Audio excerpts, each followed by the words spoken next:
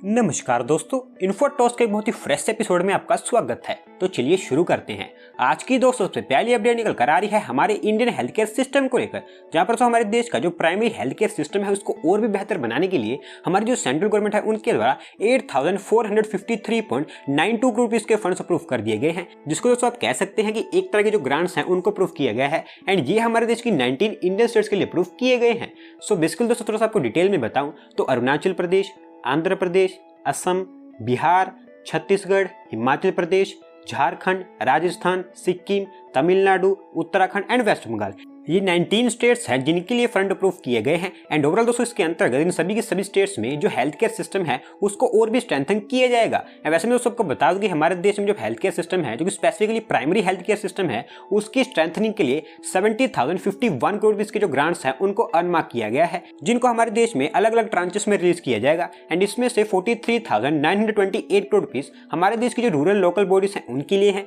And वहीं 26,123 crore rupees हमारे देश की जो अर्बन लोकल बॉडीज हैं उनके लिए हैं। एंड दोस्तों एक तरह से मैं आपको बताऊं कि इसके अंतर्गत हमारे देश में जो हेल्थ केयर इंफ्रास्ट्रक्चर है उसको काफी लार्ज स्केल पर एक्सपांड किया जाएगा। अगली दोस्तों अपडेट निकल कर आ रही है state own power company national thermal power corporation limited NTPC को लेकर, जहां पर दोस्तों इंडिया के जो बड़े बड़े रेन्यूएबल एनर्जी टारगेट्स हैं उनको अचीव करने के लिए हमारे देश की जो बड़े बड़े energy giants NTPC and Indian oil corporation limited ने एक एमओयू साइन कर लिया है, जिसके अंतर्गत आने वाले समय में ये हमारे देश का जो रेन्यूएबल एनर्जी सेक्टर है उससे रिलेटेड न्यू प्रोजेक्ट्स पर काम करने वाले हैं। दोस्तों जैसा कि आप जानते हैं कि इंटरनेशनल लेवल पर इंडिया के द्वारा कार्बन एमिशन रिडक्शन को लेकर काफी बड़ी बड़ी कमिटमेंट्स की गई हैं, और क्योंकि इंडिया एक काफी बड़ी कंट्री है तो इस टारगेट को अचीव करना एक डिफिकल्ट टास्क है। लेकिन दोस्तों जैसी इंडिया की कैपेबिलिटी है इसको इजीली अचीव किया जा सकता है। एंड दोस्तों इसी को अचीव करने के लिए हमारे देश के तो बड़े बड़े एनर्जी जायंट्स ने डिसाइड किया कि वो हमारे देश में मिलकर कोलैबोरेशन करके न्यू प्रोजेक्ट्स पर काम करेंगे, जिनके अंतर्गत इनका मेन फोकस ये होगा कि हमारे देश में जितनी ज्यादा हो सके उतनी ज्यादा रेन्यूएबल एनर्जी को प्रोड्यूस करना, और साथ साथ में जितना ज्यादा हो सके उतना ग्रीन हाउस गैस एमिशंस को कम करना है। एज ऑफ स्पेसिफिकली ये तो नहीं बताया गया है कि इनके द्वारा कौन से प्रोजेक्ट्स एंड प्रोग्राम्स पर काम किया जाएगा, लेकिन आने वाले समय में जो एमओयू है ये हमारे देश का जो रेन्यूएबल एनर्जी सेक्टर है उसके लिए काफी बड़ा रोल प्ले कर सकता है। बढ़ते हैं दोस्तों अगली अपडेट की तरफ, जो निकल कर आ रही है Ahmedabad Mumbai high speed rail corridor project को लेकर, जहां पर हमारे देश के first high speed rail corridor project का काम स्पेसिफिकली जो कंस्ट्रक्शन वर्क है उसको और भी स्पीड अप करते हुए हमारी national high speed rail corporation limited, जो कि इसकी नोडल एजेंसी है, उन्होंने Japan railway track consultant company limited JRTC के साथ में एक एमओयू साइन कर लिया है, जो कि स्पेसिफिकली हमारे देश में जो हाई स्पीड रेल ट्रैक्स हैं उनकी डिजाइनिंग के लिए साइन किया गया है। तो दोस्तों इससे पहले भी Japan railway track consultant company limited के साथ में इन हाई स्पीड रेल ट्रैक्स की डिजाइनिंग के लिए एमओयू साइन किया गया था, जो कि Ahmedabad Mumbai high speed rail corridor के पैकेज T2 के लिए साइन किया गया था, जो कि वडोदरा से वापी के बीच में अराउंड 237 किलोमीटर का था। एंड नाउ दोस्तों इसी high speed rail corridor project के पैकेज T3 के लिए ये एमओयू साइन किया गया है, जो कि वडोदरा से साबरमती डिपोट के बीच में अराउंड 116 किलोमीटर का रूट है। और साथ ही साथ में ये एमओयू है इसके अकॉर्डिंग जो Japan railway track consultant company limited है उनके द्वारा ये जो हाई स्पीड रेल ट्रैक्स हैं इनकी डिजाइनिंग के साथ साथ में हाई स्पीड रेल ट्रैक्स से रिलेटेड जो कंपोनेंट्स हैं, जैसे कि RC track bed, track slab arrangement, continuous welded rail, इस तरह की थिंग्स की डिजाइनिंग एंड ड्राइंग पर भी काम किया जाएगा।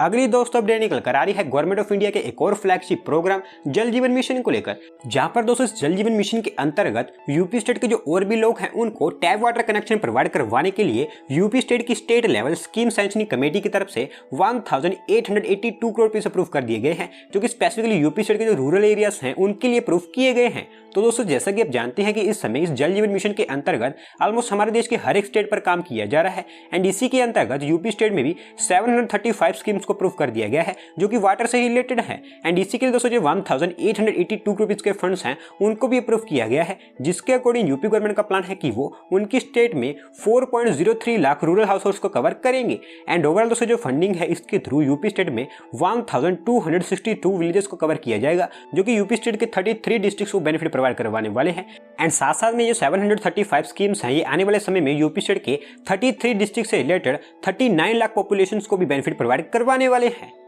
अगली दोस्तों अपडेट निकल कर आ रही है Udaipur based Indian company secure meters limited को लेकर, जहां पर दोस्तों इनके जो बिजनेस है उसको एक्सपांड करते हुए स्पेसिफिकली जो foreign countries and foreign markets है वहां पर एक्सपांड करते हुए इस सिक्योर मीटर कंपनी जो कि power management and power quality से रिलेटेड सोल्यूशन प्रोवाइड करवाती है, उन्होंने स्विट्जरलैंड बेस्ड एक प्रीमियम कंपनी को एक्वायर कर लिया है जो कि स्विट्जरलैंड में स्मार्ट ग्रिड सोल्यूशन प्रोवाइड करवाती है। तो दोस्तों जो Indian secure meters limited company है इनकी प्रेजेंस कई सारी कंट्रीज में है, जैसे कि Australia, Bangladesh, Italy, Sweden, Switzerland, इस तरह की कंपनीज में इनकी प्रेजेंस पहले से बन चुकी है। एंड साथ साथ में स्विट्जरलैंड में इनकी जो प्रेजेंस है उसको और भी बेहतर बनाने एंड इंडिया में भी उनकी जो सर्विसेज हैं उनको और भी बेहतर बनाने के लिए इन्होंने इस स्विट्जरलैंड बेस्ड कंपनी के 100% स्टेक एक्वायर कर लिया है। और वहीं दोस्तों जो स्विट्जरलैंड बेस्ड कंपनी है इसका नाम अडेप्ट्रिसिटी एजी है, जिसके इन्होंने 100% स्टेक एक्वायर किया है। एज ऑफ नाउ दोस्तों इस डील की जो फाइनेंशियल डिटेल है उनके बारे में कुछ भी नहीं बताया गया है, लेकिन ये जो इंडियन मल्टीनेशनल कंपनी है इन्होंने ये जो स्टेक एक्वायर किया है ये एक जर्मन बेस्ड मल्टीनेशनल कंपनी से एक्वायर किया है।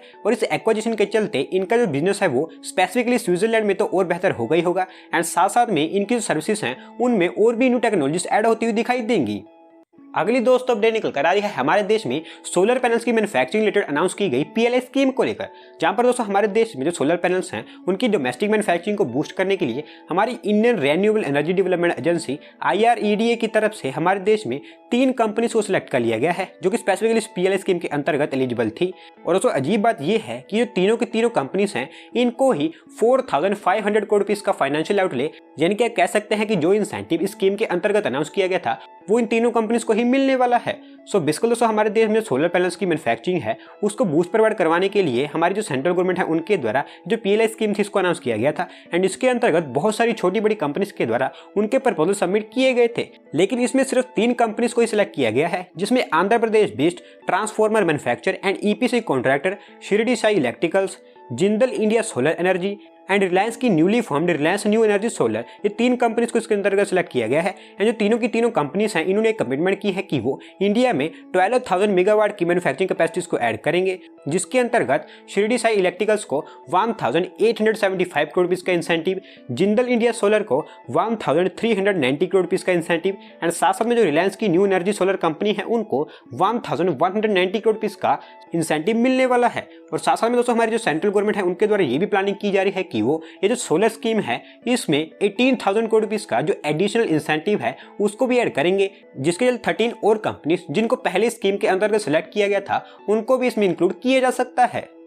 बढ़ते हैं दोस्तों अगले अपडेट की तरफ जो निकल कर आ रही है यूपी स्टेट की अपकमिंग न्यू एजुकेशन यूनिवर्सिटी को लेकर, जहां पर दोस्तों यूपी स्टेट का जो एजुकेशन सिस्टम है उसको और भी बेहतर बनाने के लिए हमारे यूनियन होम मिनिस्टर जी के द्वारा यूपी स्टेट में एक न्यू एजुकेशन यूनिवर्सिटी का फाउंडेशन स्टोन रख दिया गया है, जिसको यूपी स्टेट के आजमगढ़ डिस्ट्रिक्ट में डेवलप किया जाएगा। एंड क्योंकि अब इसका फाउंडेशन स्टोन रख दिया गया है तो जल्दी इसका जो कंस्ट्रक्शन वर्क है वो भी हमें स्टार्ट होता देखने को मिलने वाला है। तो दोस्तों थोड़ा सा आपको मैं कॉन्टेक्स्ट दूं तो जो आजमगढ़ यूनिवर्सिटी है इसको सबसे पहले 2019 में बनाने का प्लान बनाया गया था, जिसके अकॉर्डिंग ये एक स्टेट यूनिवर्सिटी होने वाली थी। एंड प्लान्स के अकॉर्डिंग ये यूनिवर्सिटी फाइनेंशियल ईयर 2022-23 तक ऑपरेशन होने वाली थी, लेकिन दोस्तों कोविड के चलते ये जो प्रोजेक्ट है ये थोड़ा सा डिले हो गया है। लेकिन नाउ अब इसका जो फाउंडेशन स्टोन है उसको रख दिया गया है, जिसके चलते इसका जो कंस्ट्रक्शन वर्क है अब वो भी जल्दी स्टार्ट कर दिया जाएगा। और वैसे मैं आपको बता दूं कि जो यूनिवर्सिटी होगी इसको अराउंड 52 एकर्स के एरिया में डेवलप किया जाएगा, जहां पर स्पेसिफिकली आजमगढ़ एंड मऊ यहाँ के जो स्टूडेंट्स हैं उनको सबसे ज्यादा बेनिफिट मिलने वाला है। दोस्तों देखते हैं कब तक ये जो एजुकेशन यूनिवर्सिटी है ये बनकर तैयार होती है।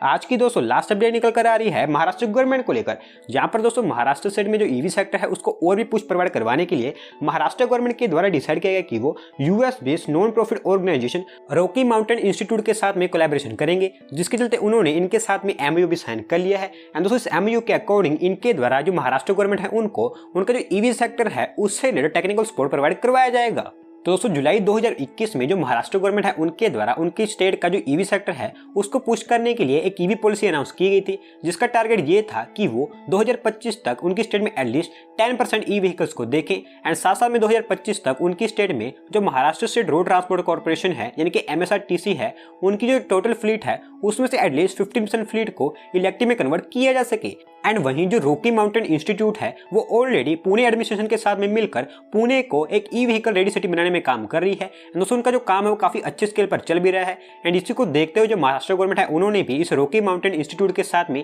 MOU साइन किया है, जिसके चलते इनको उनका टेक्निकल सपोर्ट मिलने वाला है। तो दोस्तों आज की वीडियो में बस इतना ही। अगर आप अपनी तरफ से कोई अपडेट सबमिट करना चाहते हैं तो डिस्क्रिप्शन में दी गई लिंक पर क्लिक करके सबमिट कर सकते हैं। और अगर आज की वीडियो पसंद आई हो तो वीडियो को लाइक करें, चैनल को सब्सक्राइब करें। धन्यवाद आपका वीडियो को देखने के लिए।